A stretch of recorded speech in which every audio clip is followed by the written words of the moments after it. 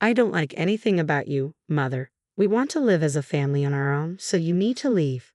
The words flung at me by my eldest son's wife left me stunned. It was eerily reminiscent of the harsh farewell I'd received when I left my parents' home. Alone now, the anger surged within me as I contemplated being ousted from yet another home.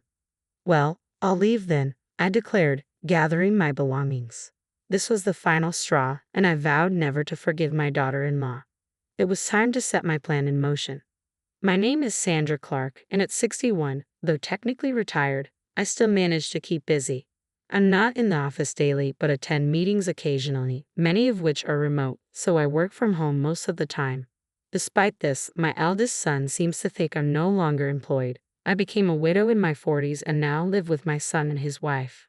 My former home, an old house with a sprawling property, had its issues, but I loved it, making leaving difficult. Financially, I've never struggled. Most of my late husband's insurance payout remains untouched. I'm comfortably set for my twilight years.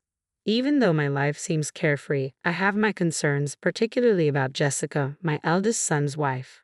Her strong-willed nature often leads to clashes. This wasn't new. It started when she first came to announce their engagement. I still recall her wearing the high school tracksuit, claiming she wanted to be seen without pretense. To me, it seemed utterly thoughtless. Jessica can be quite argumentative and articulate, which only complicates matters. I questioned why my son chose her as his partner, only to learn later that Jessica pursued him. Despite her outrageous behavior, she is beautiful, and my naive, sheltered son was clearly smitten. Even after their marriage, the issues persisted. To put it mildly, she isn't pretentious. To put it harshly, her behavior lacks common sense. I wanted to oppose their marriage, but I decided to be patient, believing it was what my son desired. Now, the results are clear. My son insisted we live together after the wedding to avoid leaving me alone in the family home. Surprisingly, Jessica was also in favor of this arrangement. The true reason became evident soon after we began living together.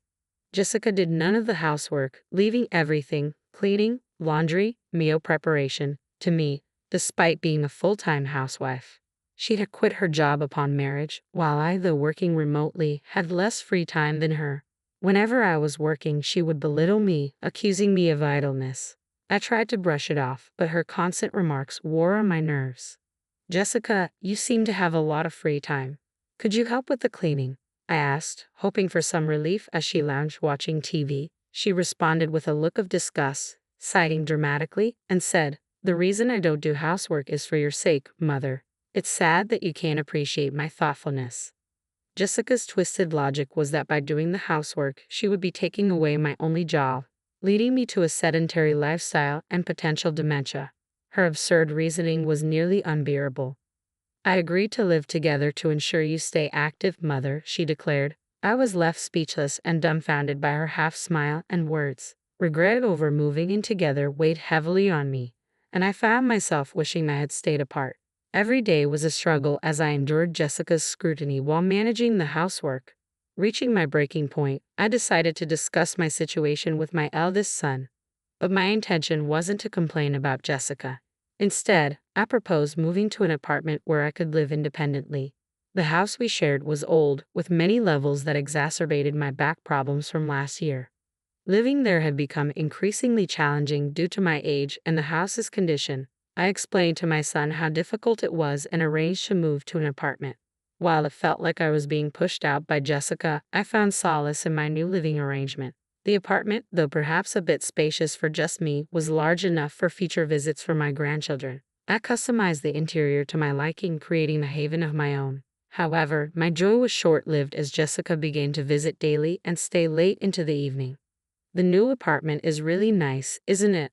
A bit too big for you, Mother," Jessica said, lounging on the living room couch. "Why don't you come back to the old house and take care of the chores? It's better for your health and longevity." To my disbelief, Jessica was suggesting I return to the old house to handle the chores while she remained comfortably at my new place. Her selfishness was dizzying. I had already moved out and was managing everything myself in my new apartment. My health was good, and there was no reason for her to be concerned. Jessica turned her head away, clearly ignoring my words. Her usual strategy was to dismiss anything inconvenient. Despite this, she continued to visit my apartment daily and even stayed the night when she claimed it was too much hassle to return home. The distance between my parents' home and my new apartment was only a 15-minute walk. My eldest son had suggested I move closer to them due to this concern, which, while thoughtful, made leaving my old home a bit saddening. One evening, after returning from a rare business-related outing, I was shocked to find Jessica had let herself into my apartment. It seemed she could use the spare key I had given to my son without informing her. "Oh, welcome back," she said nonchalantly, landing on the floor in front of the TV without bothering to get up. "Jessica, that spare key is meant for emergencies, not for you to let yourself in when I'm not home," I said, feeling uncomfortable about her intrusion. I firmly addressed her behavior for the first time, and she looked surprised, used to my usual quick forgiveness. Her annoyance was evident as she shot me a resentful glance, but I held my ground. "You're such a stingy mother-in-law. I can't stand anything about you, this apartment included," Jessica yelled. "We're family, so you should just leave." With that, she tried to push me out the door. Jessica seemed unable to tolerate the idea of me living in my new apartment. She was upset that I had moved while they remained in the old house, claiming it was unfair. It appeared she believed my son was covering the rent for the apartment, leading her to think it should be a residence for her family. "Fine, I'll leave," I said, meeting her gaze firmly. I agreed to vacate the apartment within 3 days. Jessica, appearing skeptical, insisted I call a moving company in her presence. I promptly arranged for movers to come in 2 days, and Jessica left, satisfied with the arrangement. As she walked away, I began devising my own plan. I followed through with my move as promised. My new home was an apartment specifically designed for seniors, and I decided to test it out for 2 weeks. I handed over the keys and lease documents to Jessica, requesting that she arrange the contract changes with the landlord through the real estate agent. Given my long-standing relationship with the landlord, they were accommodating, which was a relief. My eldest son was furious with Jessica for forcing me out. It seemed he was considering divorce, but Jessica appeared indifferent. In fact, she seemed to have taken up residence in my old apartment, proclaiming, "Well then, let's live separately." Her audacity was astonishing. However, in 5 days, Jessica would face a rude awakening. While I was working remotely, my phone began ringing incessantly. Jessica was calling, and I was prepared with a recorder to capture our conversation. I pressed the record button and answered the call. "Excuse me, Mother, what's the deal with the rent for this apartment? Why do I have to pay it? This isn't right." Jessica launched into a tirade as soon as I picked up. Her frustration was evident. "Oh, but Jessica, aren't you the current leaseholder? It's only fair that you pay. Is there a problem?" I spoke calmly, deliberately aiming to irritate her further. Her agitation was palpable. "But didn't James used to pay the rent here? We're not even divorced yet, so shouldn't James cover it?" When Jessica questioned my son about the rent, he informed her that I knew the truth and suggested she call me.